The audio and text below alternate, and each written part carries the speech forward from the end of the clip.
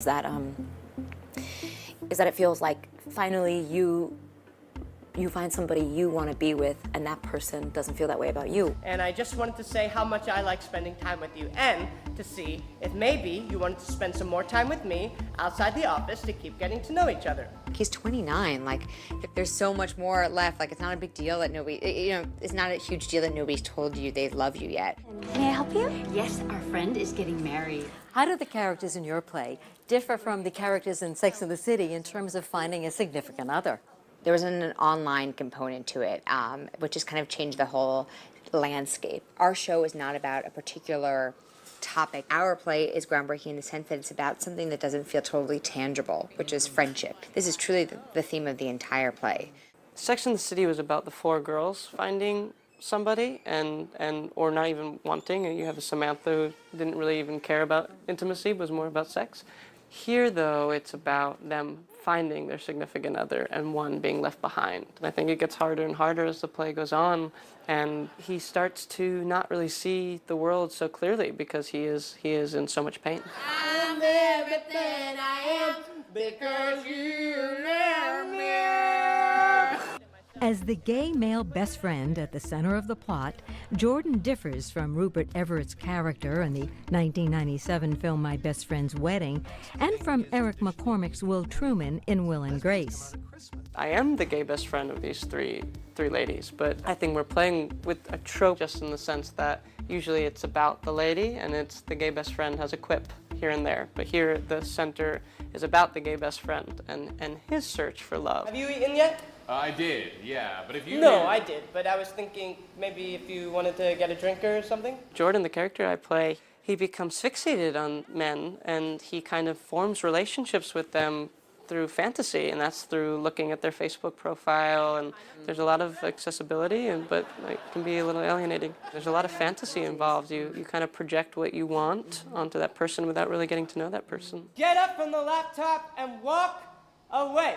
Just get up from the laptop and step away from the laptop. Sure. The play, written by Joshua Harmon and directed by Trip Cullman, draws an eclectic audience, from middle-aged theatergoers to millennials who put away their smartphones for 2 hours. I would be hard-pressed to find anyone who doesn't relate to it, but particularly someone in their 20s and 30s living in New York City who doesn't feel like they see themselves up there in some capacity. We're not feeling exactly feelings that only millennials feel. I think this idea of loneliness and wanting to find someone is very universal. I think sometimes we have to just take a risk and put ourselves out there, because if we don't, we'll live to regret that we never tried for something that could have been incredible. But we'll never know because we didn't even make the effort to try. I'm Pat Collins for Arts in the City. The weather's finally changing, so now's the time to stock up on that summer beach reading. Lisa Beth Kovetz sits down with Little Brown's newest author, Jamie Brenner. A great summer read can transport you out of the dirt and grit of the city into a world of endless beaches and fabulous sunsets. The Forever Summer is a time when 3 generations of women come together, secrets are uncovered, and their family and their lives change for the better. But all change comes with some struggle and some work. So where does a great story like that come from? I learned that ancestry research and genealogy is the second largest hobby in the country now, second only to gardening. And while it's really interesting and fun, a lot of people are making discoveries that they maybe didn't expect and don't know how to deal with. A very close friend of mine told me that she was researching her family history and made a very big discovery that her father, who raised her, was not actually her biological father. And she had to not only change the way maybe she thought about herself and who she was, but what it meant to be a daughter, what it meant to be a part of something larger. You have 2 other novels that did very well, but moving to Little Brown is a big step in your career.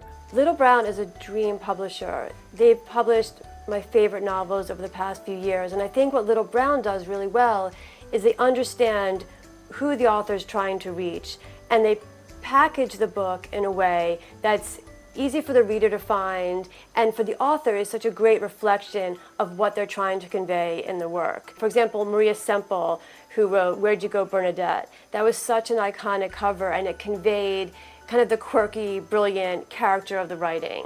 Or with Ellen Hildebrand, you know, she has beach covers, and I know every time I read one of her books, I'm going to get lost in a vacation somewhere. And I really wanted that type of strong messaging for the books that I write, because for me as a reader, it's something that's very important.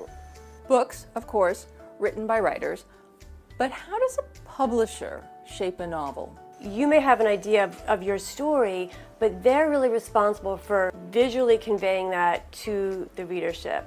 And on a more micro level, the editor is really your stopgap. You write the book, maybe your agent or a secondary reader gives you feedback, but the editor is going to be the one that makes sure it is in the absolute best shape before it sees the light of day. And what advice does Brenner have for a writer just starting out? I always wanted to be a writer, but I didn't think it was possible because I thought books just were these perfect things that these brilliant people produced. And I actually spent some time working in publishing, many years working in publishing. And I realized that there's no perfect writer and there's no perfect book, that really what it takes is just hard work and really wanting to make it happen and willing to do it badly. And once I saw that in other writers, I saw that through the eyes of publishers, I finally had the nerve to be imperfect myself. And that was the first step towards creating something that was worth reading. What's next for you? Next, I have a book coming out next spring called The Husband Hour, which is about a war widow who tries to kind of have a reclusive life, goes into hiding, and a documentary filmmaker finds her trying to tell the story of her husband's life and death, and forces her to really look at what happened in his life and in their marriage. So that's coming out spring of 18. Jamie, thank you so much for spending time with us. For Arts in the City, this has been Lisa Beth Kovetz.